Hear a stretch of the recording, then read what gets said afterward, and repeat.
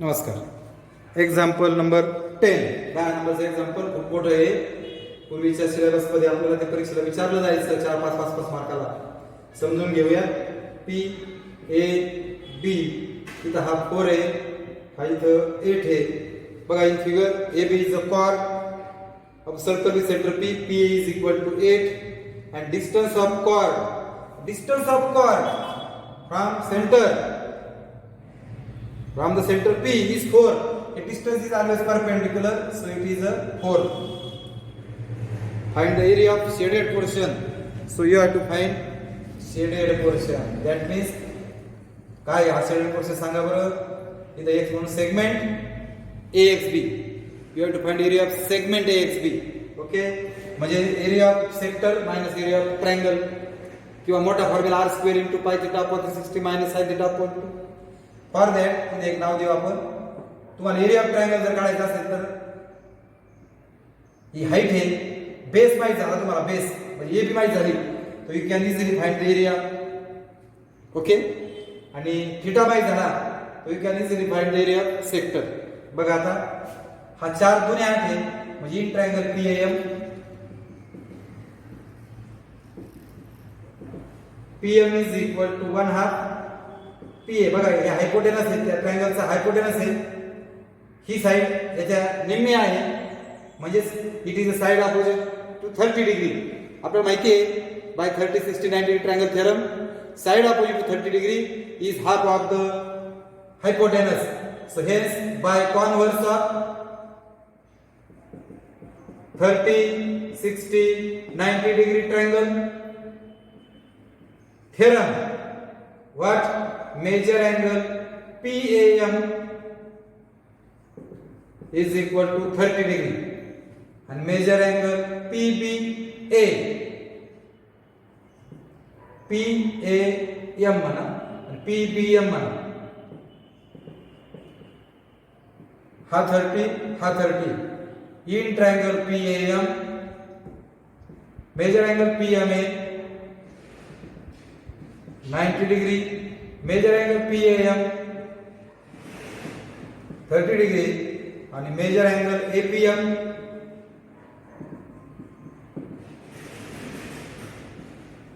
remaining angle ha 60.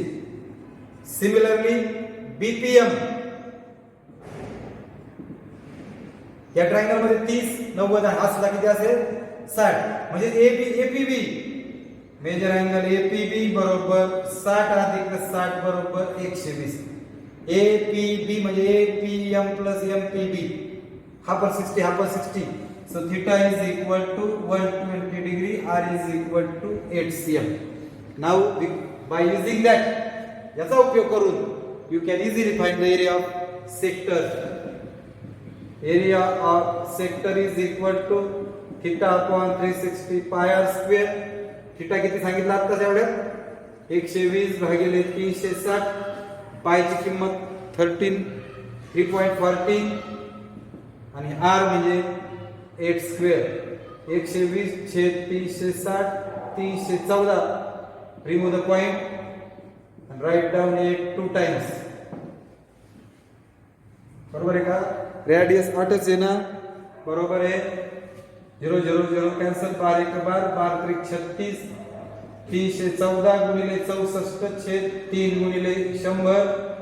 314 ला 64 ने गुणा, 4 चौक 16 4 आणि 1 5 4 त्रिक 12 6 चौक 24 6 1 6 2 8 आणि 6 त्रिक 18.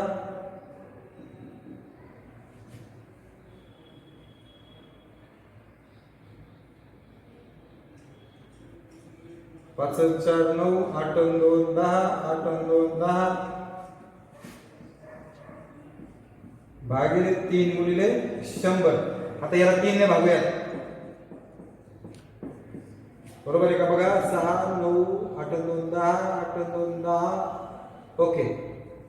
3 सक 18 खाली राहिले 2 3 सक 18 खाली राहिले 2 3 9 27 खाली राहिले 2 3 8 24 खाली राहिले 2 3 सक 18 परत 2 3 सक 18 3 सक 18. पॉइंट नंतर तिसरं घर 6 5 पेक्षा मोठे म्हणून 1 ने वाढवा. 6698.67 छेद 100. 2 शून्य काढून घ्यायचे. पॉइंट आणखी इकडे सरकेल. परत तिसरं घर 66.99. That is the area of sector. Now for area of triangle. आता ट्रायंगल साठी आपल्याला ही माहिती असणं गरजेचं आहे. पण PM परपेंडिक्युलर AB आहे बघा. Perpendicular drawn from center of circle. Perpendicular drawn from center of circle to a chord. Bisect the chord. M is equal to 1/2 AB. करल्या perpendicular drawn from center of circle to a chord. Bisect the chord. Bracket मध्ये लिहायचे. झालं. आता in triangle PAM. या triangle मध्ये side opposite to 60 degree. AM is equal to √3/2 into hypotenuse. Side opposite to 60 degree. √3/2 into किती 8. That is the 4√3. So AM is equal to 4√3.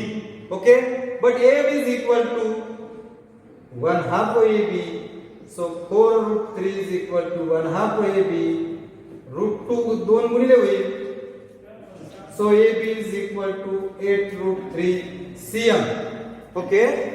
So side opposite to 60 degree. AM is equal to √3/2 into hypotenuse. Side opposite to 60. √3/2 into 8. 4√3 आला बघा हा AM. पण AM is equal to 1/2 AB. AM बरोबर 1/2 AB. AM टाकला भागिले 2 गुणिले झाला. So AB आला 8√3. AB म्हणजे या ट्रायंगलचा बेस. ही झाली height. So you can easily find area of triangle 1/2 base into height. Base AB height base AB आणि हाईट PM. चला AB किती आला आता 8√3 आणि PM किती आहे 4. 2 चौक 8 4 चौक 16 वर्गमुळात 3. √3 ची किंमत आहे 1.73. 16 3 48 16 7 112 आणि 4 116 16 11 27. हे आलं ट्रायंगलचा. आता एरिया ऑफ मायनर सेगमेंट किंवा area of shaded portion. Area of sector minus area of triangle म्हणजेच तो किती 66.99 मायनस 27.68. बघा 66.99 वजा 27.68.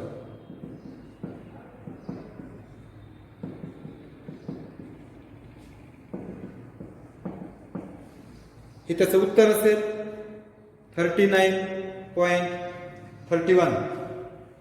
बरोबर आहे का बघा. अशा पद्धतीने 16 3 48 4 112 4 116 11 16 26 27 बरोबर आहे. तो गुणाकार भी चेक करा एकदा. ठीक आहे. या पद्धतीने आपण 10वे गणित सोडवलेलं आहे. आता आपण जातोय 11व्या गणिताकडे. 11व्या गणितामध्ये नीट पहा. त्या ठिकाणी तुम्हाला ऍक्टिव्हिटी दिलेली आहे. आता ह्या ऍक्टिव्हिटी मध्ये आधी मी तुम्हाला समजावून सांगतो काय आहे नेमकं, मग आपण ऍक्टिव्हिटी नुसार सोडू. खूप छान आणि सोपं गणित येते.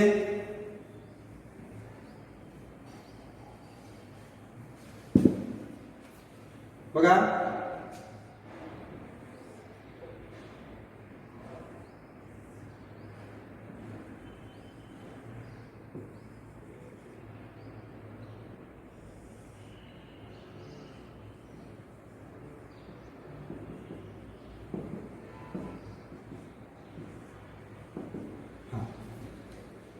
square ABCD is inscribed in a sector.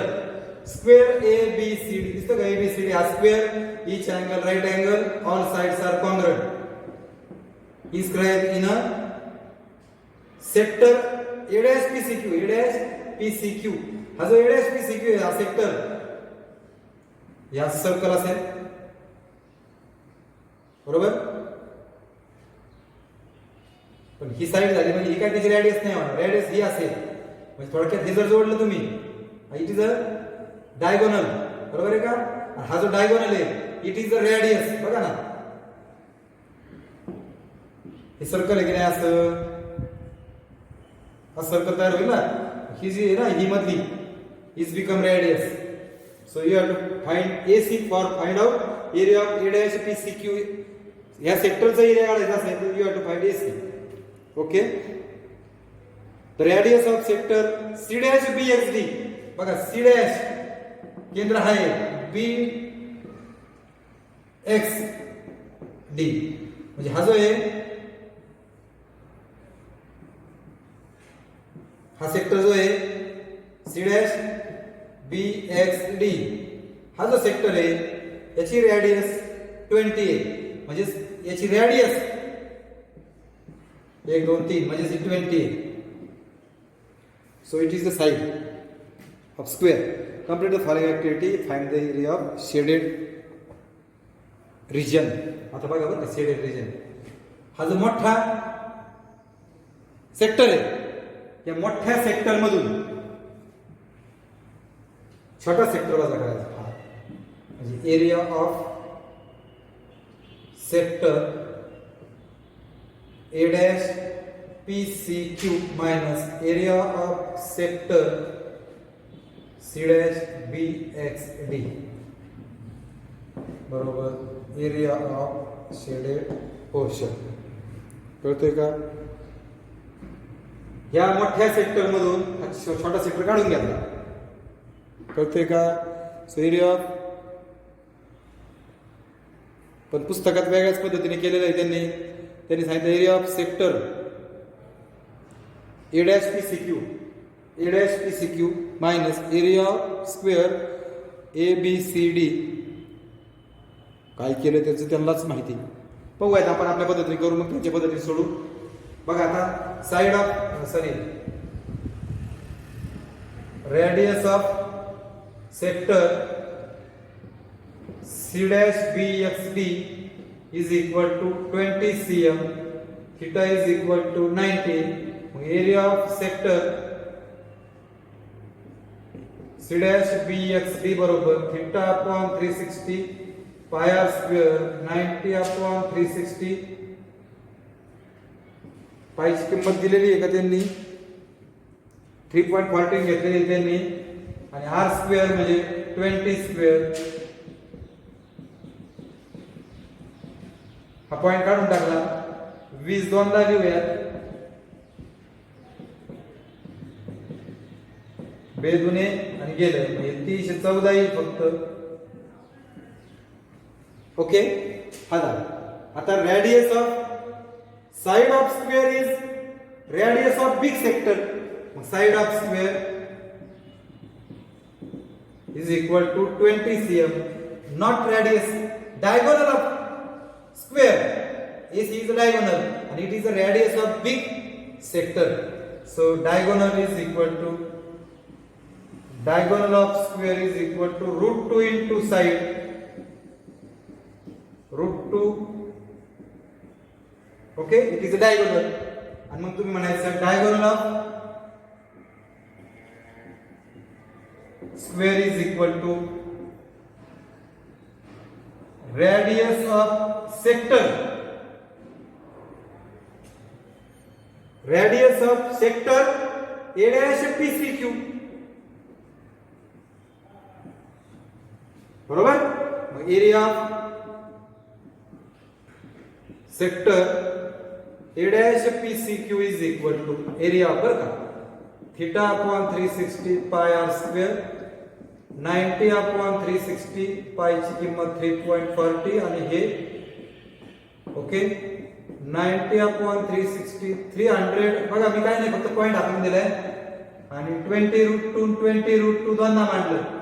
0 0 गेले, ते 0 0 9 36 2 2 झाले, 2 2 गेले. म्हणजे 314 गुणिले 4 √2 इंटू √2 म्हणजे 2 येईल.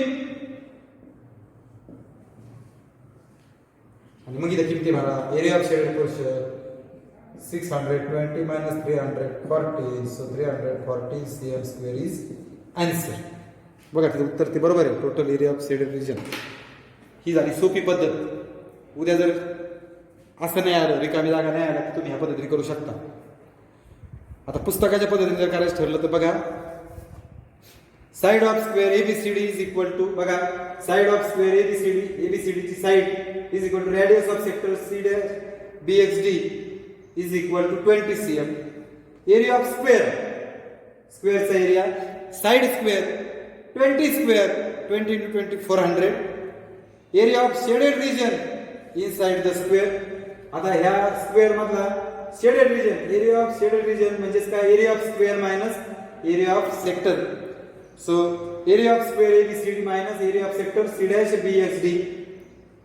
मग एरिया ऑफ स्क्वेअर एबीसीडी किती आला 400 मायनस याचा जो तिथे बघा हे जे theta upon 360 pi square 90 upon 363.14 into 400 हे जाईल 314.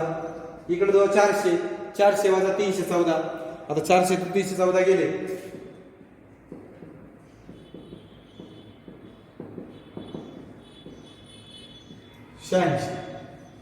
इथे किती 86. Radius of bigger sector is equal to length of diagonal of square. Length of diagonal of square √2 into side म्हणजे 20 √2 येईल बघा तिथं आहे. Area of shaded region outside the square.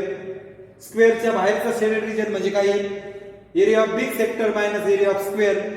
Area of big sector बघा हा मायनस एरिया ऑफ स्क्वेअर म्हणजे minus 400 होईल. याच येईल मायनस 400 628 वजा 400 म्हणजे 400 228 येईल बरोबर. 86 हा 228 हे दोघांची बेरीज area of shaded portion is equal to 86 plus म्हणजे 340.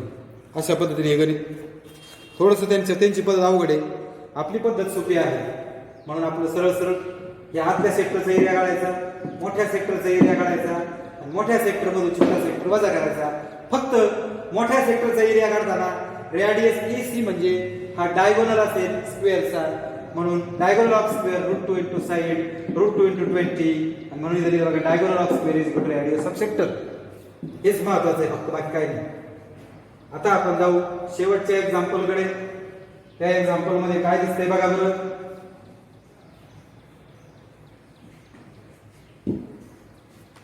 एखादे 2 सर्कल आहेत.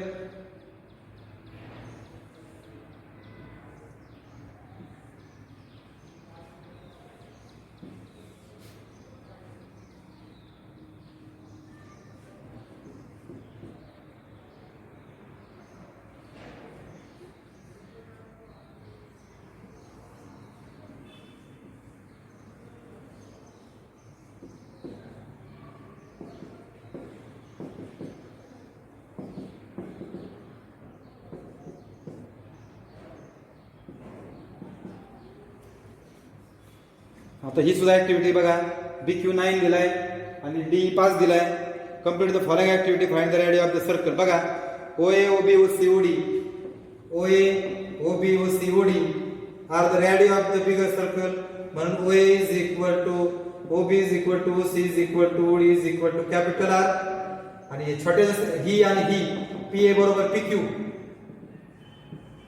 बरोबर रेडी बरोबर R. आता बघा बरं का इथपासून नीट लक्ष द्या इथपासून इथपर्यंत हा R आहे. OB is equal to OQ अधिक BQ. OB काय आहे R आहे. OQ माहित नाही आणि BQ किती आहे 9 आहे. So OQ is equal to हा 9 मायनस होईल. तसंच OD is equal to OE plus D. OE आणि D ची बेरीज आहे की D 5 आहे ही किती आहे R आहे म्हणजे OE किती R वजा 5. OE माहित झाली OQ माहित झाली बरोबर का. आता आपल्याला आतमध्ये एक property of intersecting chords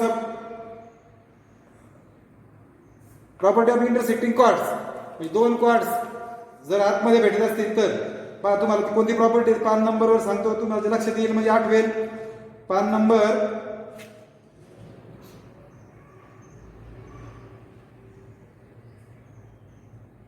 theorem of an intersecting chords वापरायचं. Theorem of an intersecting chords काय आहे बघा. Theorem of intersecting chords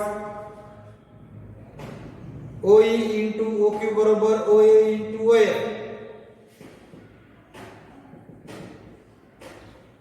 OE into OF आणि OQ इंटू OA.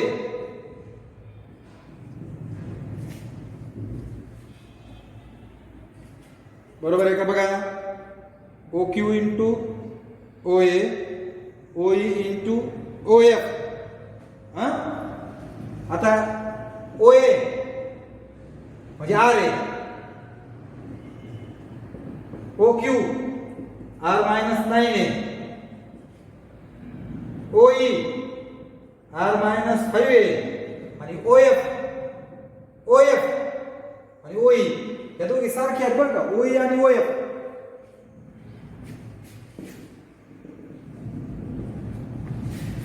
जेवढी OE आहे तेवढीच OF आहे म्हणजे R मायनस 5.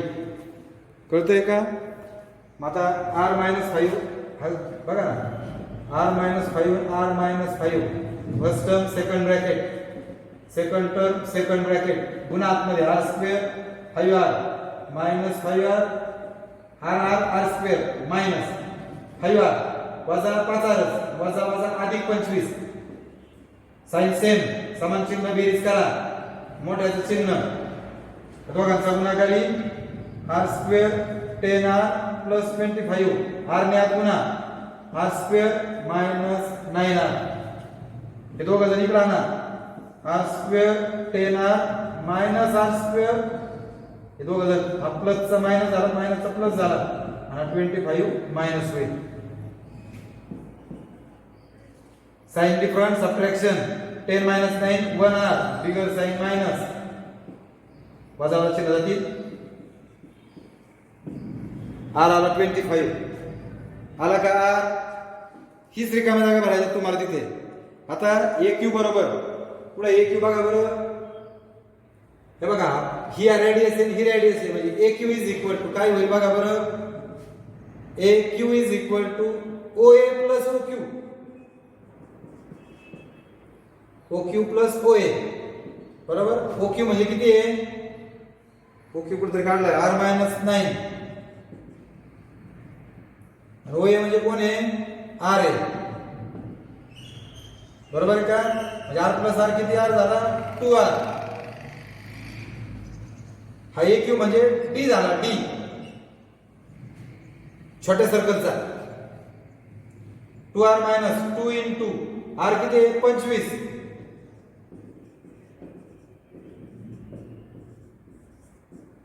हा आला D आणि मग D बरोबर 2R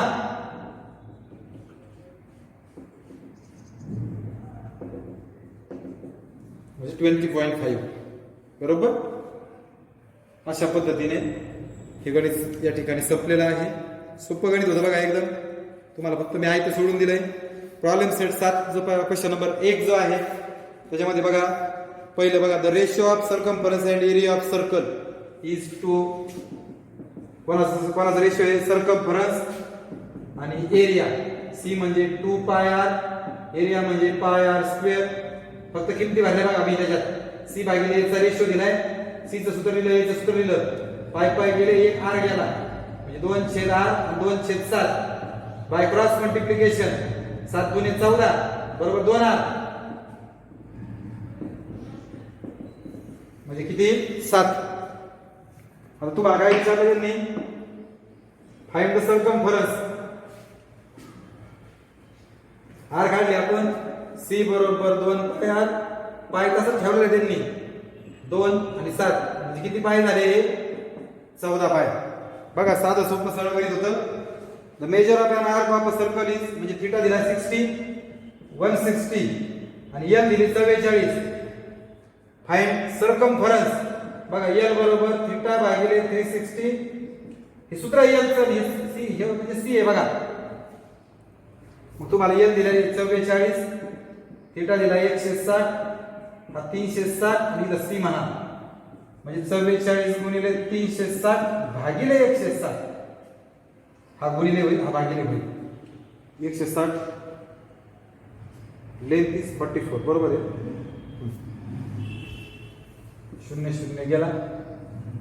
8 सॉरी बे 8 16, बे 1 बे बरोबर आहे का. परत बे 14, बे 9 18, 4 11 म्हणजे सी ची किंमत येईल 99. डी पर्याय बघा. Find the perimeter of a sector. आता हा सेक्टर आहे बघा असा. याची पेरिमीटर म्हणजे काय, रेडियस रेडियस आणि लेंथ r प्लस एल. झालं त्या का उदाहरण आठवतं का. Find the perimeter of sector. Theta दिला 90 आणि r दिली 7. एरिया आता थिटा एल काढावं लागेल. एल बरोबर थिटा छेद 360 गुणिले 2 पाय r. थिटा किती म्हणे 90 भागिले 360 22/7 आणि r 7 आहे 7 7 गेला 0 0 गेला 9 4 36 बे 2 4 हे 11 ही झाली लेंथ आणि r plus r. So perimeter is equal to r plus length of arc. 7 अधिक 7 अधिक 11 एल काढली आपण. 7 7 14 11 25 25. B is the answer. Find the curve surface area. चौथा वेळ बघा. Find the curve surface area of cone of radius. Find the curve surface area म्हणजे S C काढायचा आहे. R7 आणि H24. कोण असतं कर्व सरफेस एरिया म्हणजे पाय आर एल. म्हणजे तुम्हाला एल स्क्वेअर बरोबर r square plus h square करायचं आहे. 7 चा वर्ग 24 चा वर्ग 49 576 हे 625 होईल. एक स्क्वेअर रूट एल काढला. पायची किंमत दिलेली का नाही. 22/7 r किती म्हणे 7 आणि हा 25. 22 गुणिले 25 550. B is the answer. The curve surface area of cylinder. आता सिलेंडरचा कर्व सरफेस एरिया दिलेला आहे बघा. म्हणजे एस सी बरोबर 2 पाय आर एच. तो किती दिला आहे म्हणे 440 2 गुणिले 22/7 and its radius is 5. Find बघा r दिली h काढायची गुणिले 7 होईल आणि 2 गुणिले 22 गुणिले 5 हे तिघजण भागिले झाले. 22 दुने 44 22 0 0 5 चौक 20 बे दुने 4 14 येईल बघा याची. त्यांनी पायची किंमत टाकलेली नाहीये. आपण पायची किंमत तशीच ठेवू वाटलंच तर.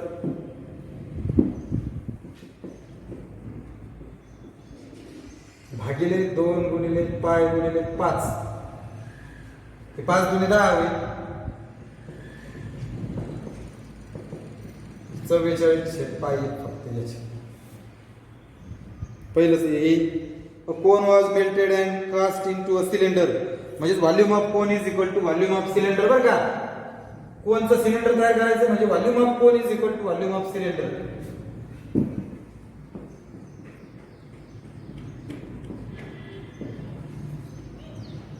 If the same radii as that of the base of the cone, if the height of cylinder is 5, बघा volume of cone height वेगळी आहे म्हणून volume of cylinder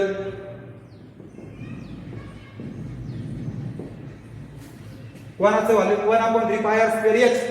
हाईट वेगळी म्हणून याला h1 म्हणतो आणि याचं व्हॉल्यूम सिलेंडरचं पाय r स्क्वेअर h2. आता बघा काय म्हणतात त्यांनी रेडियस सेम आहे. हाइट ऑफ सिलेंडर बघा सिलेंडरची हाइट 5 याची हाइट काढायची. h1 जागेवर ठेवा. भागिले 3 गुणिले झाला वरती आणि पाय r स्क्वेअर.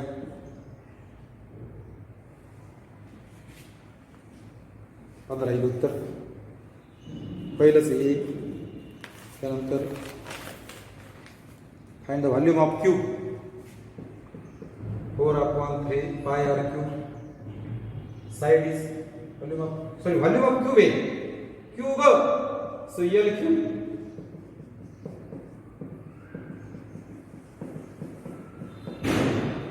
सगळ्यांचा गुणाकार एकच ही इथं दोन 6 झाले 1 2 3 4 5 6.